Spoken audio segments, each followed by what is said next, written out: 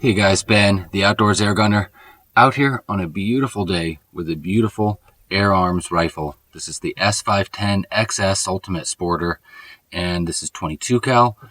I've had this for a little while now, put up a couple of videos with it, but I haven't really done just a full-fledged review for you guys, and I'm sure that there's some details that I didn't go over in those other videos, and probably some of you out there have some questions about this rifle.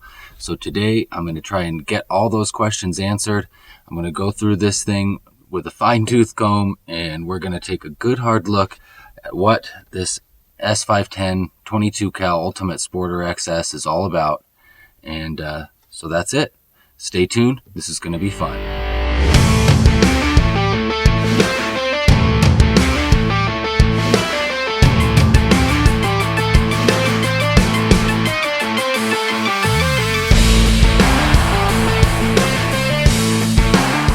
Okay guys, so Air Arms Ultimate Sporter S510 XS, I guess that's sort of a mouthful. We'll just call this the S510. So a little bit about the setup that I've got going on here. First of all, I've got it topped with one of my favorite Hawke scopes. This is the 10 to 50 power side focus scope. I've got some nice Hawke rings on here with the 25 MOA inserts there so that I can just tilt it a little bit forward, not have to be quite so maxed out on my vertical adjustment when I'm trying to shoot out at 75 or 100 plus yards. Of course, I've got it set really as low almost as I can get it, closest to the bore line as possible. And then up front here, I've got this really nice Mystic Precision M-Pod bipod. What I love about this is that it's able to use the slot that's just right here on the Air Arms rifle. Just goes right into that slot. You don't have to put it on the swivel stud here, your sling stud, which is cool because I had a cheaper bipod on that sling stud, and what ended up happening is that it had a sharp edge on it, and it sort of started to cause a gouging or a cutting in this nice soft touch finish that they've got on the rifle here. Really, that was a bummer. So of course, you know, I've got a nice high quality optic, nice high quality bipod here, and that's really what you guys should do if you're going to drop the cash to get a high quality rifle. Don't stick some Walmart, Amazon cheapy bipod on it. You know, shop around, get something that's going to do you justice. And so that's what I did here with this really awesome Mystic Precision M-Pod. Made in the USA, of course, by EGW, and this is just a super high quality, very well made bipod. I love this bipod. As far as the rifle goes, this version, of course, has the soft touch coating. When I first got the rifle, I sort of thought, ooh, that soft touch it's going to get dirty out here on the ranch, the dust and dirt blowing around. I figured that would just all sort of stick to this soft touch, but it actually wipes up pretty good, gets, you know, it's easy to keep clean, and the feel of that soft touch, I actually kind of prefer that to wood. Now, there is wood underneath this. It's not plastic, so that's kind of cool. It doesn't have, you know, any sort of weird hollowness to it. It's a good hardwood stock underneath this rubberized sort of a coating that it has. I don't know exactly what kind of wood it is, but I guess it doesn't really matter because it's got the soft touch on there. Of course, cheek riser is adjustable. The length of pull here on the shoulder plate is also adjustable. You know, that's just really pretty classic stock. I mean, it's not, you know, any of these futuristic, you know, space gun looking stocks, but it's really nice. It's got a little sort of a detent there for your thumb, and it feels really good. I'm kind of a classic sort of a stock guy myself. You know, I like that sort of old school appeal that Air Arms has stuck with on these. It's just a classic looking gun. One thing that I do really like about this version of the S510, of course, the XS, so it's regulated. And then the power adjuster here has clicks. So it's got 1, 2, 3, 4, 5 positions. I usually shoot it in sort of the 4th position there, first one down from the top. Max power, I found, doesn't get you really as good a consistency or accuracy as just going one click down from the top, at least in the pellets that I've chosen to use out of it. So I usually run it on that click number 4.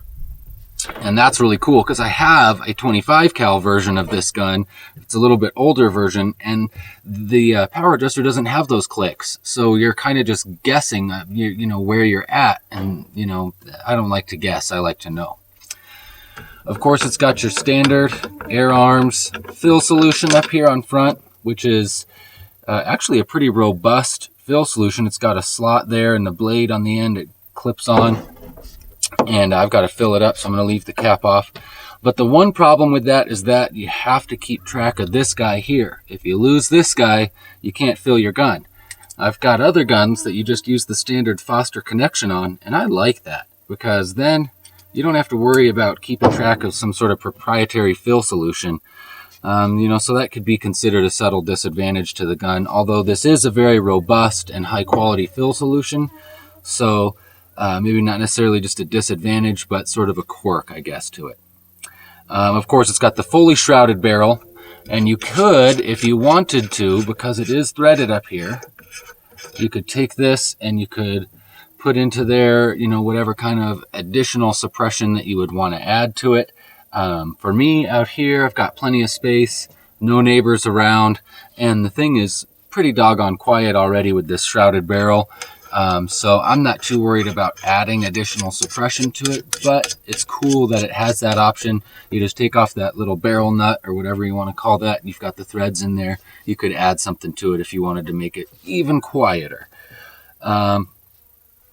Let's see here. It's got a 10-shot mag, cocks like butter, side lever, really awesome side lever. You can decock it, of course. That's a cool feature. I love that for safety purposes. And, you know, it's got the nice bluing here on the air cylinder. I've probably got it fingerprinted up right now, but it's a gorgeous sort of a bluing that they've done on the cylinder. All the parts and components of it are, you know, of course, made in England, super high quality stuff. And I guess that's about it. So what I've got here is I've got some Air Arms 16 grains, JSB 1813s, Barracuda H&N. These are the Barracuda Hunter Extremes. And then some H&N Barracuda Match. So 4 pellets there. I've got my target set up out at 50 yards. And like I said, I'm going to go ahead and get this thing topped off, get some mags loaded up, and we'll show you guys how these different pellets can perform at 50 yards. I'll go ahead and set up the chronograph so that we can also be keeping track of our velocity there with each pellet. I'll shoot 10 shots of each, and we'll see how those groups turn out for us, and you guys can decide if you like any of them. So let me get this thing aired up, move some cameras around, and we'll get that rolling. I know you guys don't want to sit here and listen to me talk all day. You want to see how the thing shoots. So let's get that started. Of course, before I even get started, my chronograph there says it's got an error number 2. So hopefully my chronograph isn't going to give me fits today. So to make this just a little bit quicker here, and a little easier, I'm going to just do 5-shot groups of these. I know I told you guys 10-shot groups, but I'm just going to do 5 shots with each of the different pellets there, just because I'm trying to get through this before my camera batteries die and before the chrony starts giving me too many fits. So here we go. First up are the Air Arms 16 grains. I'm going to use the top left target out there. I think I've got it lined up here with the chrony, and let's hope all of this works. Here we go, guys.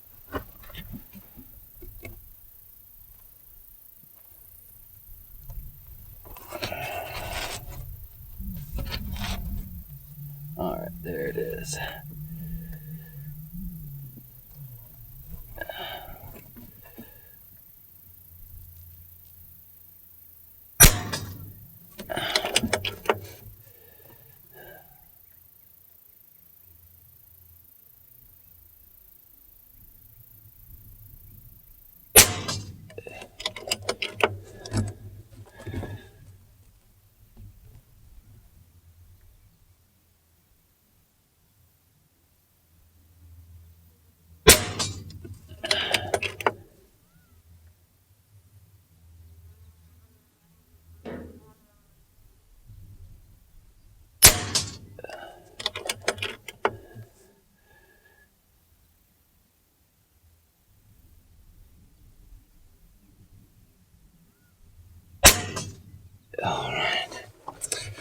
So there you have it, 5 shots with the Air Arms 16 grain pellets.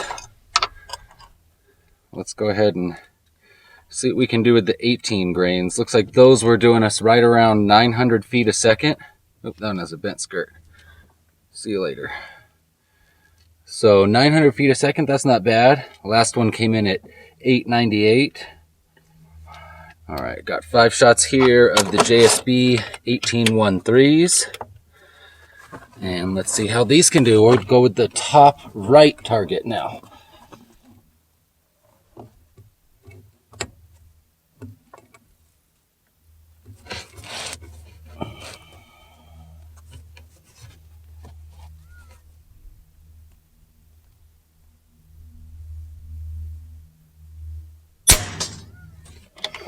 Looks like my scope is off just a little bit because they're all kind of grouping to the right. So rather than make any adjustments on the scope here for you guys, I'm just going to keep shooting. I think the last time I was out here, I had a little bit of a wind blowing right to left, and so I had sort of sighted my scope in to account for that.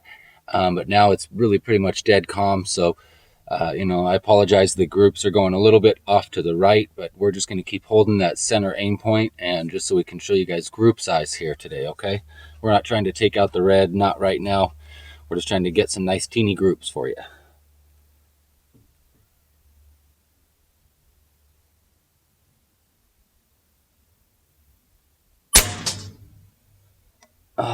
It's a little bit too far off to the right, darn it all. That one didn't hit the target, it skimmed the edge.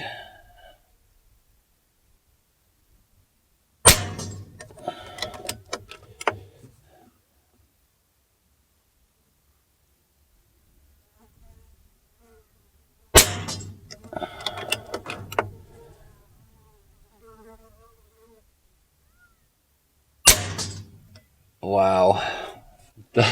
Those 1813s really do the trick. I had one go a smidge high, one go smidge low, but I mean, they're all touching, and it's all could fit under a dime. So that's awesome. That's why I normally, those are my go-to pellet in this guy, and those were getting us 863 in the 860s, we'll say. The last shot was 863. So anyways, here we go. Next, let's just switch it up a little bit. Try something a little bit interesting.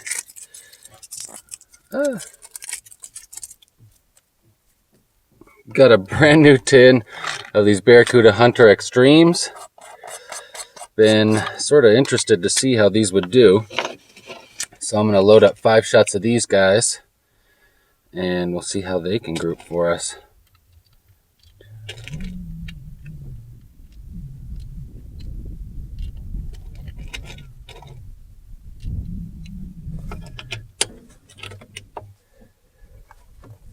Oh man, collared dove is 15 yards right there in the juniper tree. If I wasn't filming a video, he'd be in the serious danger zone. All right, so looks like for those lower 2 targets, there's in between me and there's actually some of this grass or sort of weeds kind of obscuring those targets. I don't want to throw the groups off at all. So instead of going for a target, I'm just going to pick an aim point. Just one of the crosses right there on that nice birchwood case he's shooting, see? And we'll just shoot for that, because we're, like I say, we're not trying to shoot out the red. We're just trying to see what kind of groups we can get with these different pellets. So here we go, guys. Barracuda Hunter Extremes.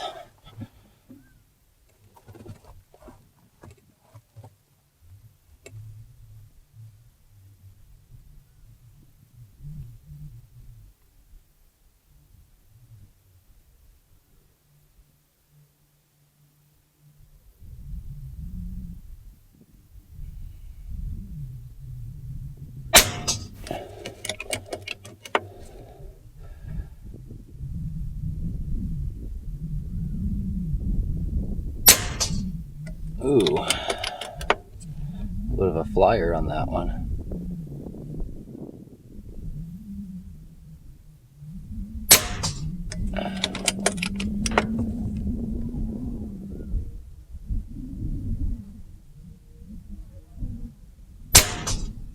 Huh.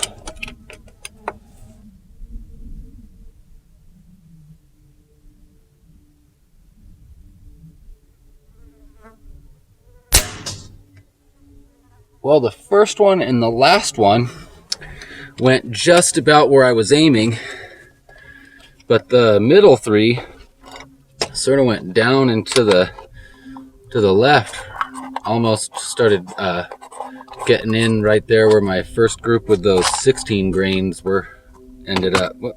Whatever. So, I'm sure those Hunter Extremes work great out of something, but this Air Arms does not particularly seem to like those. So we will go ahead and move on to the Barracuda match. Do 5 shots with those.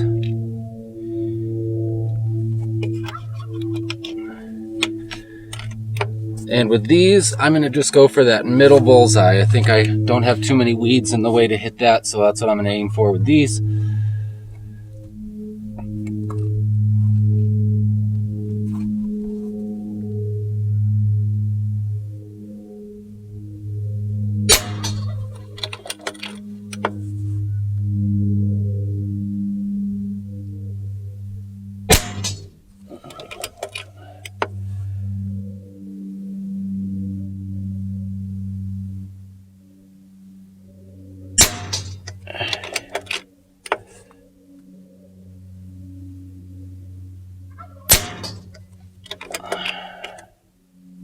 Oh, that one was a weird sort of a flyer. All the others went through the same exact teeny tiny little hole.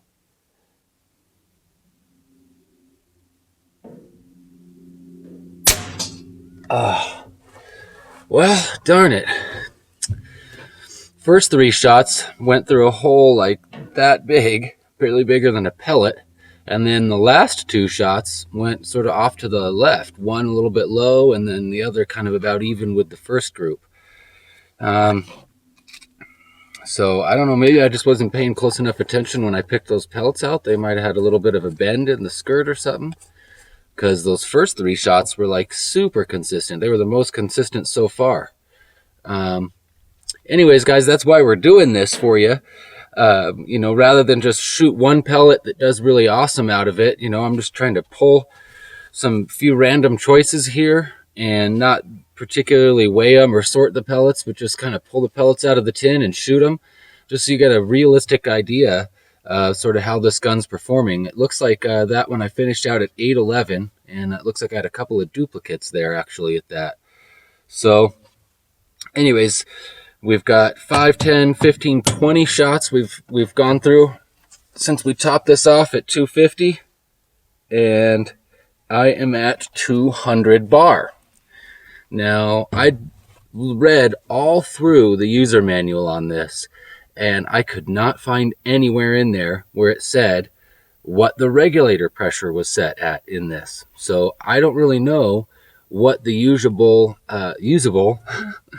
pressure range is on this, if it's 250 to 150 or 250 to all the way down to 100. I mean, there's no way really for me to know, you know, without just shooting it and starting to see where the shots sort of start to drop off, you know, what that regulator pressure is set at. But I'll tell you guys that, you know, I seem to usually get my best results between 250 and 150 using that 100 bar in between 250 and 150. So by that math, if we are at 200 right now, every 20 shots goes 50 bar. So if we've got, let's see here, 150 would be 40 shots. So maybe 40 or 50 shots per fill by that math. Yeah. So I would say, I would say that this is probably getting you guys on that 4th click up on the power level, you know, 50 solid shots. So let's go ahead. We'll go grab that target, take a little bit of a closer look at those groups, and then we'll just wrap this thing up. Okay, guys. So let's see here. Here's the groups we got. This right here was 5 shots with the Air Arms 16 grain pellets. Really not bad. I don't have a dime or a quarter or anything out here, but you can see that it all fits under my thumb, pretty much fits under my pointer finger. And these little squares here, they're each an inch. So that gives you guys an idea. I mean, this is less than an inch group right here. So that's pretty awesome. Then this really was one of my better groups. This is with the JSB 1813s. Super consistent. I mean, we had this one little shot here that kind of clipped the side of the target, but then we had 1, 2, 3, 4 shots right here in less than an inch, probably about a half an inch group. So that is pretty awesome, pretty substantial. 50 yards, half an inch group. I'll take that. Then next I was trying a hunting option, and Air Arms just didn't really like those Barracuda Hunter Extremes. You can see there that the group sort of started to spread out quite a bit. We had 2 shots. These 2 actually went where I was aiming. And then these other 3, they were just flying way down here to the low and the left side there. Last group I got, Barracuda Match. These are the heavier option. These are the 21 some odd grain pellets out today. And the first 3 shots all went through that one teeny little hole right there. It was awesome. I thought I was really onto something there. And then we had this flyer, and then we had that flyer. So I don't know if I want to call those flyers or just inconsistencies, or maybe the pellets there, they have just subtle differences in the head size or in the weight. And so, that's when those kind of things start to happen. So I bet if I went through and I sorted some of those Barracuda Match, measured them, weighed them, I might have a really, really viable option with those, because I mean, that kind of one-holing activity right there is shows some real promise. So probably, I guess the next thing I would just do is go ahead and get out the scale, get out the micrometer, and start to sort some of these Barracuda Match pellets, because that might be a ticket. Those might actually be what I want to take this year and go use at the EBR, Extreme Bench Rest. Anyways, so those are my groups, guys. Here's the gun. Air Arms S510 XS Ultimate Sporter. And man, I'm just really lucky that I get to spend some time shooting this caliber of a rifle. Definitely, it's the kind of gun that'll spoil you. You'll shoot this, and then you'll go back to shooting some of the, more budget-friendly kind of a guns, and they just leave you wanting. But really, this, in no respect, has left me wanting. And I guess that's kind of what sort of sums this all up here.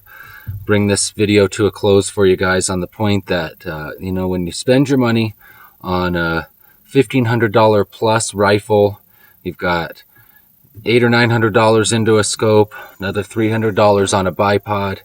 That is not the type of thing you would do if you're not really serious about shooting some air guns. And but definitely, if you are serious to that level about shooting some air guns, Air Arms is not going to disappoint. This is a superb air rifle, and it's a dream to shoot. So there you have it, guys. Ben Pearson, Outdoors Airgunner, outdoors, living the dream, having a whole lot of fun with my air guns. And that's it for this video. If you guys like this, be sure to hit thumbs up, subscribe to the channel if you haven't already, and we'll see you in the next video. Hey everybody, thanks for watching the video. Want to let you all know that every Wednesday is when my new videos drop, so be sure, if you haven't done so already, to follow us on Facebook, subscribe on the YouTube. That way you're never going to miss any of this awesome fresh airgun content when it comes out on Wednesdays. See you guys.